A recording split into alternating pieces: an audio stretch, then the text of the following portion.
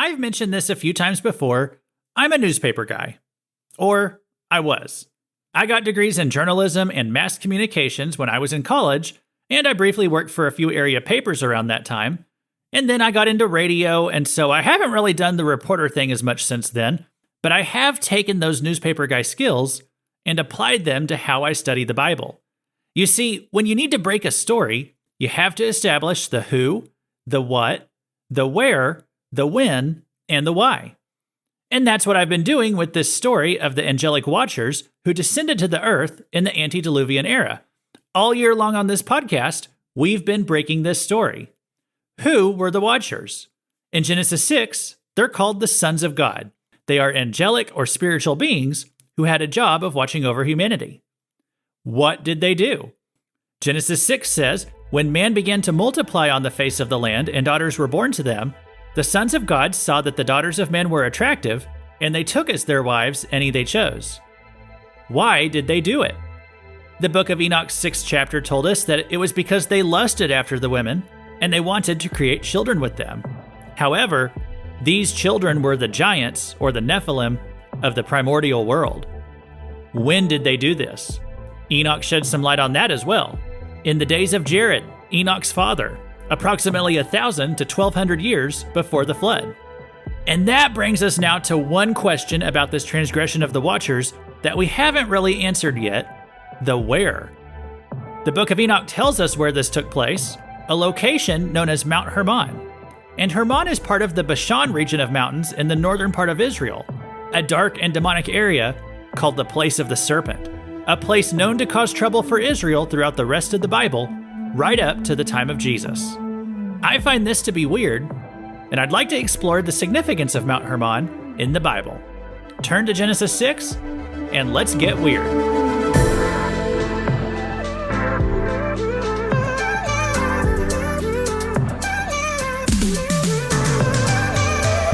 Welcome to Weird Stuff in the Bible, where we explore scripture passages that are bizarre, perplexing, or just plain weird. This is Luke Taylor, and we are in a series where we're looking at where the book of Enoch intersects with scripture. In the past few weeks, we've been looking at chapters 6, 7, and 8 of Enoch. We've really been taking our time with it because it's truly the meat of the book. It sets up so much of not only what's going on in the rest of the book of Enoch, but also what is going on throughout the whole Bible. And I'm not even kidding. Today's lesson will take us from Genesis 6 right up to the time of Jesus. So if you're new around here, this might not be the best place to jump into the story. I would just go back to the beginning of the year. That's where we started the book of Enoch, and that will explain why I give the book of Enoch credibility as reliable history. So we read from Genesis 6 in the intro. This mentioned where the watchers, called the sons of God in that chapter, when they came to earth to literally marry human women and procreate with them. And this was the initial creation of the giants, or the Nephilim, who would become a thorn in humanity's side for the rest of their existence. The sons of God would later become known as the Watchers. I think it's because once they rebelled against God, it became kind of weird to keep referring to them as the sons of God. The Bible later starts calling them the Watchers in the book of Daniel, and also other Second Temple literature. And the first 36 chapters of the book of Enoch are often called the Book of the Watchers. That is what we are studying this year on the podcast. It's not going to take us all year, but it is going to take us the next few months. Now, Genesis 6 did not tell us where the watchers came down when they came down.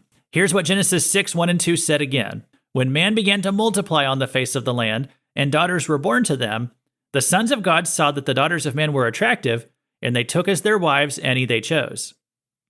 Now, the book of Enoch, also coincidentally in chapter 6, gives a bit more information on this incursion.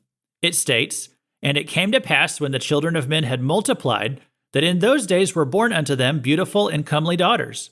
And the angels, the children of the heaven, saw and lusted after them, and said to one another, Come, let us choose us wives from among the children of men, and beget us children."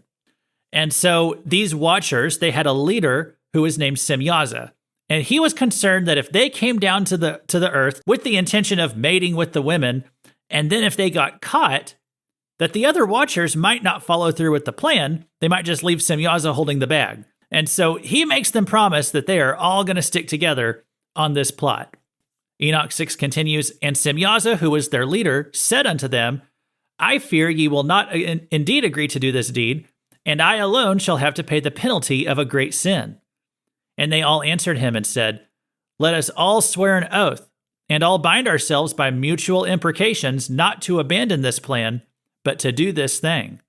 Then swear they all together and bound themselves by mutual imprecations upon it.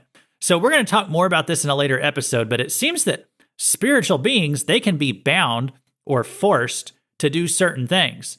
And we see this in the New Testament with the language of binding and loosing. So the fallen angels, they made this spiritual pinky promise, and now they had to see it through to the end. Like, those are the rules, okay? So as I said on a previous episode, I believe that the purpose of this plan was to create man-like beings who could fulfill the dominion mandate of mankind, but with the spiritual authority of the Watchers, not God. This was a rebellion against God. And then comes a quotation from this chapter that gives us a lot of valuable information about the whole incident.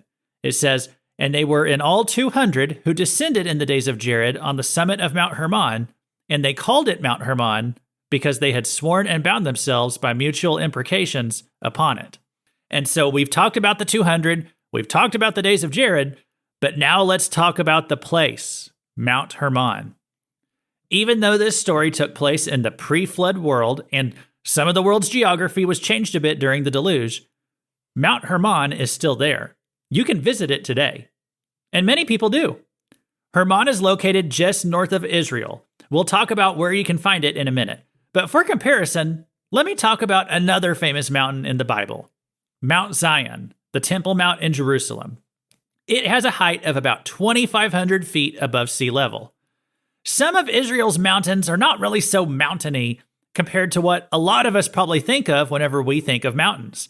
Mount Carmel, Mount Moriah, the Mount of Olives. These might look more like just big hills to me as a Missourian. Okay, if you're from Kansas, maybe you'd think that anything more than 100 feet tall is a mountain. But to me, 2,500 feet, that's an impressive hill. Okay, I've been to Colorado a few times in my life. Those mountains out there are huge. All right, Pikes Peak. I've gone up Pikes Peak a couple times. Did it a couple years ago. Pikes Peak is 14,000 feet high. The elevation in the Rocky Mountains out there is between 10 or 11,000 feet. It's a lot higher than what you see in the biblical area. I talked to someone who's out in Colorado this past week who has also been to Israel. I asked what the mountains of Israel are like to her compared to the ones here in America. And she said they really weren't that impressive. Okay, and this is not meant to run down Israel. I'm just trying to help you get a proper visual of what the Bible means whenever it talks about mountains. So to go back to the Middle East here, Mount Hermon, okay, it is over 9,000 feet in height. That is pretty high for the region of Israel. Okay, you'd look at this one, you'd say, now that's a mountain, because this one really stands out. And I can't show you a picture of it, or I can't even show you a map, because, this is a podcast. I want to explain a little bit about where you can find it. And I will keep this quick, because I know most people don't want a geography lesson when you don't even have a map to look at. So as you move north in Israel, you do start coming to higher and higher elevations. There is a section of Israel that is right on the borders of Lebanon, Syria, and Jordan that is called the Golan Heights. If you look at this on a map, it is right where Israel and where those other three countries all come together. So Israel has occupied this territory ever since the Six-Day War of 1967. The Golan Heights were known as Bashan in the Old Testament, and that's really important. We're going to come back to it later. So in the northern part of the Golan Heights, there's a mountain range that's called the Antediluvian Mountains in modern times, and they continue north and they make a border between Lebanon and Syria, and that is where Mount Hermon is. It is the tallest mountain in this range, and it stands out because it's basically a snow-capped mountain year-round. It is so high that the snow rarely melts. And Hermon is so large that it's actually straddling that border of Israel, Lebanon, and Syria. All three of these countries have part of Hermon in their territory. The peak of it is in Lebanon. And there is actually even a ski resort up on Mount Hermon today. And that just kind of blows my mind to even think about that. That like this location of such a historically significant supernatural touchdown, it's a place where people just go skiing today. And it's also got some ancient temples going up and down on it. And so I know that's a lot of geography to take in through audio. So therefore, in this week's newsletter, I'm going to share a series of pictures and maps for those of you who would like to just see all these things with your own eyes. And so if you'd like to receive that, simply sign up for the newsletter in the show notes. There is a link in the show notes where you can sign yourself up. If you have any issues with that, you can just email me at weirdstuffinthebible@gmail.com.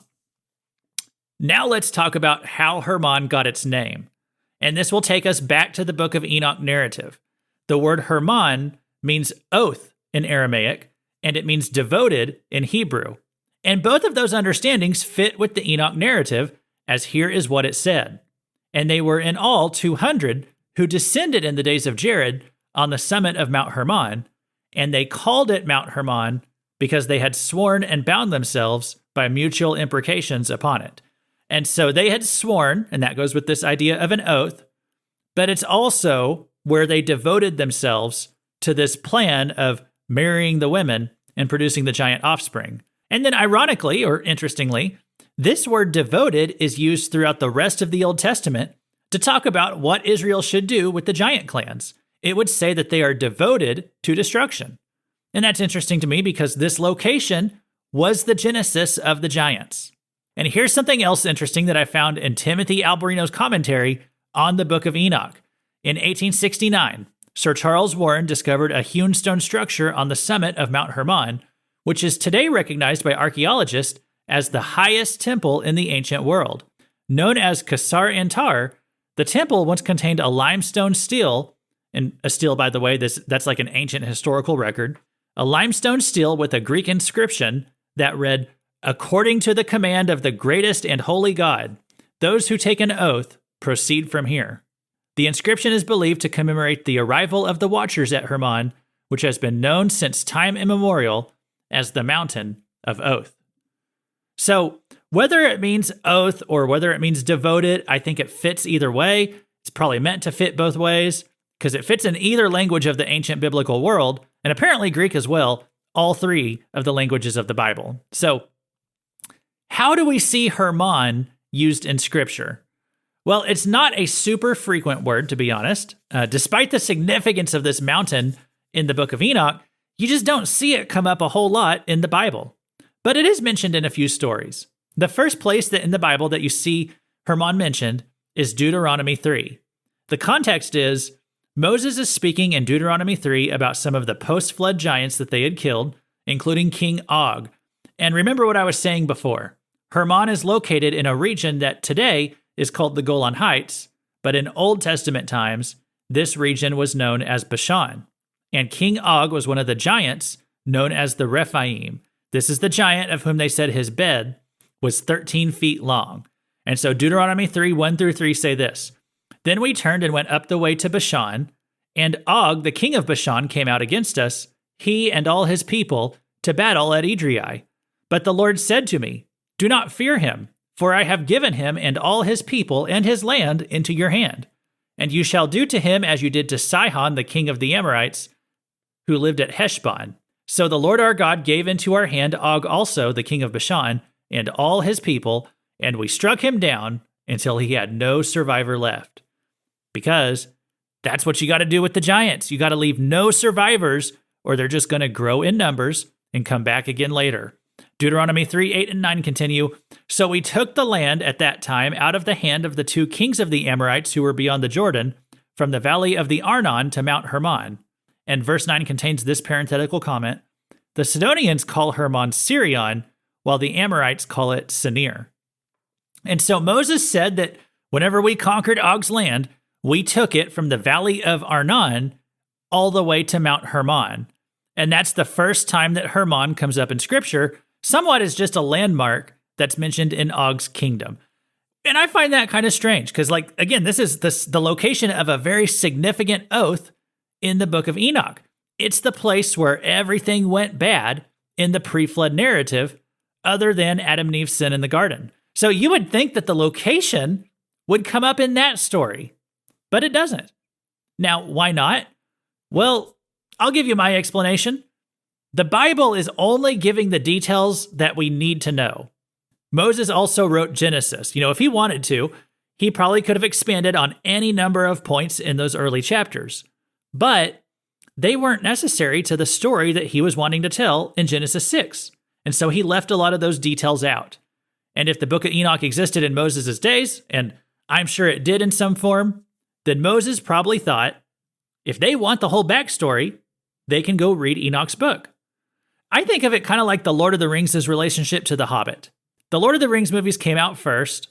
When you watch them, and Bilbo is this character in the story who he initially has the ring in the first book. The ring that's like the main plot device of the entire story.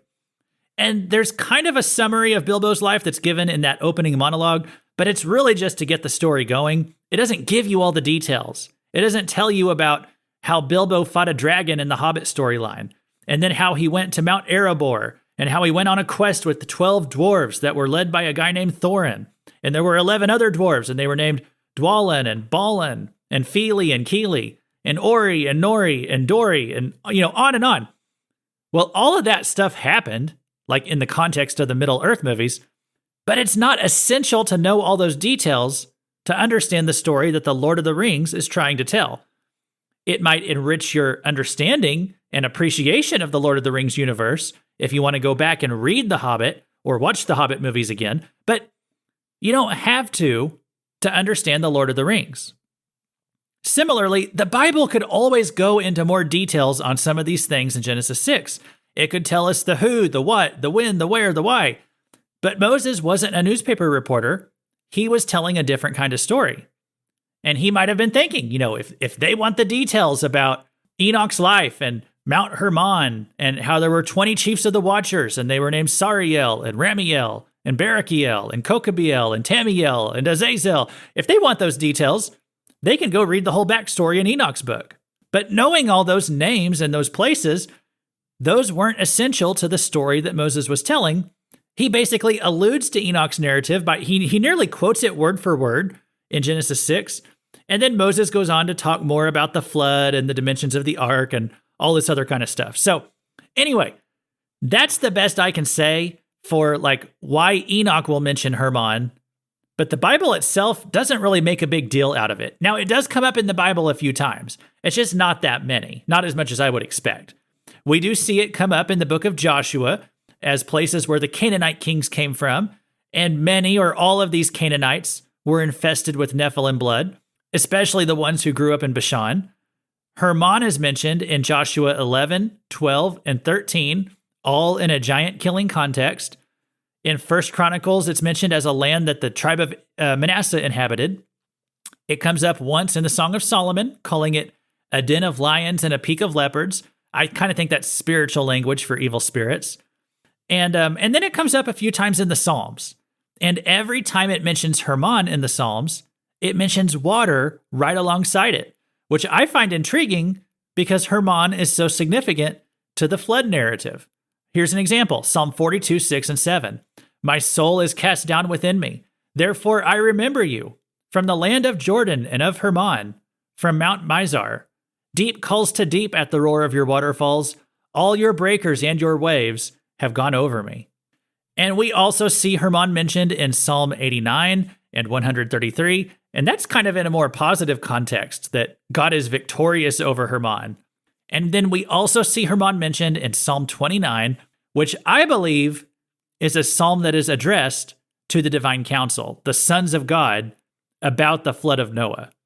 Now, your study Bibles and your commentaries are not going to tell you this, but they'll tell you that Psalm 29 is about comparing the Lord to a thunderstorm. Well, I'm telling you, I believe this was directly written to the Watchers who descended on Mount Hermon in the pre-flood world. I think it was written to them and to their children. Psalm 29:1 says this, Ascribe to the Lord, O heavenly beings. Ascribe to the Lord glory and strength. Now, there's some nuances in this psalm when you look at the Hebrew, okay? When it says, O heavenly beings, in the Hebrew, this is the words B'nai Elim. In Genesis 6, the sons of God are called B'nai Elohim. So Elim is a similar, kind of a more generic word for God. And so this is probably the same group. Now, it can be translated sons of God, or it could be translated sons of the gods. And I thought perhaps it's not just addressed to the watchers, but also to the giants who perished in the flood, because in one sense, they would be sons of the gods. It says in verses 2 and 3, ascribe to the Lord the glory due his name. Worship the Lord in the splendor of holiness. The voice of the Lord is over the waters. The God of glory thunders, the Lord over many waters. I don't think this is about just a thunderstorm, guys. I think this is about the flood. This is speaking to those who caused the flood and were killed by the flood. Verses 4 through 6 continue. The voice of the Lord is powerful. The voice of the Lord is full of majesty. The voice of the Lord breaks the cedars. The Lord breaks the cedars of Lebanon. He makes Lebanon to skip like a calf, and Sirion like a wild young ox. Now, Sirion, does that sound familiar? Well, we read it earlier in Deuteronomy 3:9. It said the Sidonians call Mount Hermon Sirion. Okay, so this is Hermon just by another name. And then Psalm 29 wraps up with these words in verse 10. The Lord sits enthroned over the flood. The Lord sits enthroned as king forever. So the Hebrew word for flood right there is the word Mabul, which is only used in relation to the flood of Noah. So I think Psalm 29 is totally written to the fallen sons of God and to their offspring who perished in the flood. And we will read more about how these fallen sons of God were imprisoned by God later in the book of Enoch. But I think that's where we're going to put a pin in things for today. This is not the end of my journey up Mount Hermon, because, even though, like I said, Hermon's not mentioned in Scripture as much as I would have expected, again, considering how important it is as a place where the Watchers descended, Hermon definitely has a presence in Scripture, especially this whole region called Bashan. And that's where I want to continue this exploration next time. I just want to talk about Bashan, at just the whole area and all the evil things that are associated with it throughout the Bible. Because Hermon is the mountain peak of Bashan. And Bashan is kind of like an outpost of Satan throughout the rest of the Bible. In fact, Bashan actually means the place of the serpent. So much evil proceeds from Bashan, but also God shows his supremacy over that evil, and he will ultimately defeat it at his second coming. So again, sign yourself up for the newsletter if you'd like to see some pictures and images of this mountain between now and the next episode. So closing thoughts: Hermon, Senir, Sirion. It's also called Baal Hermon in the Bible. And remember that Baal is Satan. It's a place of evil, okay? I know Israel, they fight over the rights to own these Golan Heights today, and I'll leave their geopolitical opinions to themselves. But frankly, I'm not sure that I would even want to own the Golan Heights, considering what has happened there. Okay, those who live there get corrupted. Okay, it was originally a stronghold of giants. I mentioned Hermon as a place that Manasseh settled after the Canaanite conquest. They, along with the tribes of Gad and Reuben, decided to settle outside of the mainland of Israel in this mountain region of the giants. But let me read for you how that turned out for them. 1 Chronicles 23, verses 23 through 25. Or no, actually through verse 26. It says, the members of the half-tribe of Manasseh lived in the land. They were very numerous from Bashan to Baal Hermon, Senir, and Mount Hermon. These were the heads of their fathers' houses: Epher, Ishi, Eliel, Azriel, Jeremiah, Hodaviah, and Jadiel, mighty warriors, famous men, heads of their fathers' houses. But they broke faith with the God of their fathers and whored after the gods of the peoples of the land, whom God had destroyed before them. So the God of Israel stirred up the spirit of Pul, king of Assyria, the spirit of Tiglath-Pileser, king of Assyria, and he took them into exile, namely the Reubenites, the Gadites, and the half-tribe of Manasseh, and brought them to Hala, Habor, Hera, and the river goes on to this day. So in other words, they went into idolatry, so God handed them over to their enemies. Now, why did this happen? Well, I would propose that you can kill the giants, but as we will study later in this podcast, their demon spirits live on. And these demon spirits had legal rights in that territory, and they corrupted the people who settled there. And Mount Hermon continues to be relevant today. Listen to this. The United Nations has a presence today on Mount Hermon. This is not some conspiracy theory. This is a fact. Okay, listen to this. This is a quote from the Wikipedia page on Mount Hermon.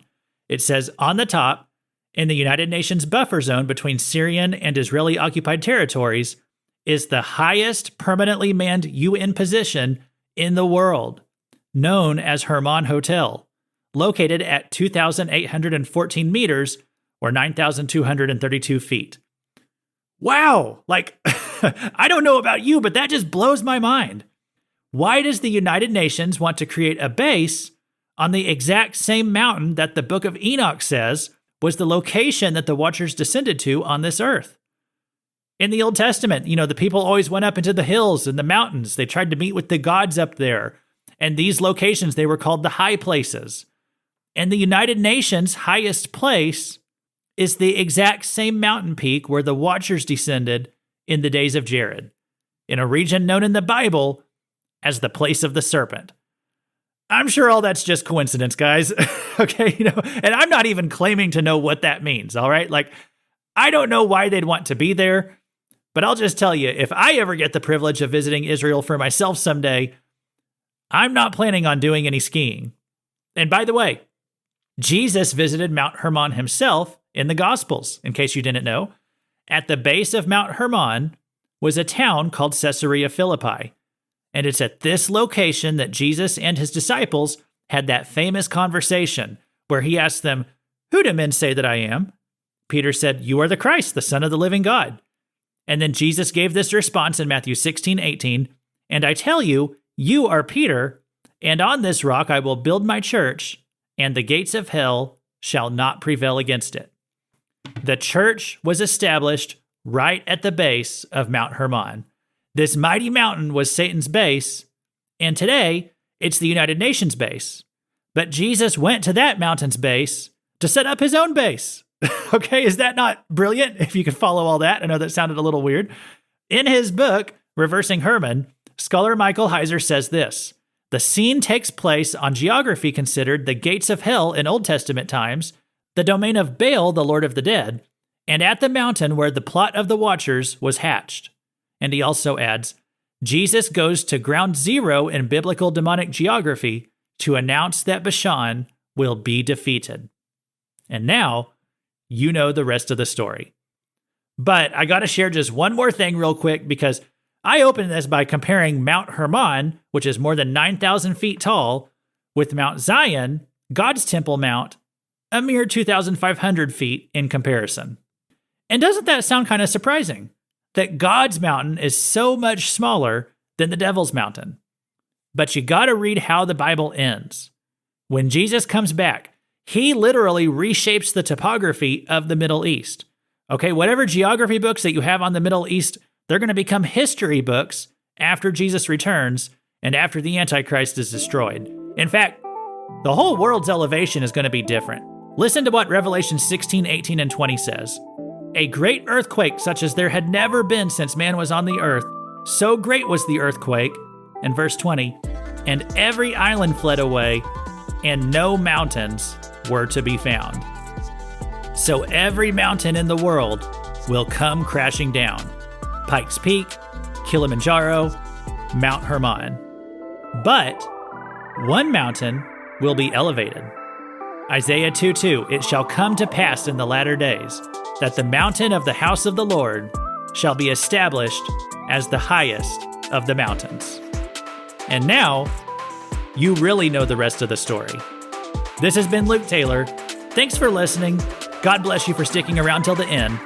And we'll see you next time on Weird Stuff in the Bible.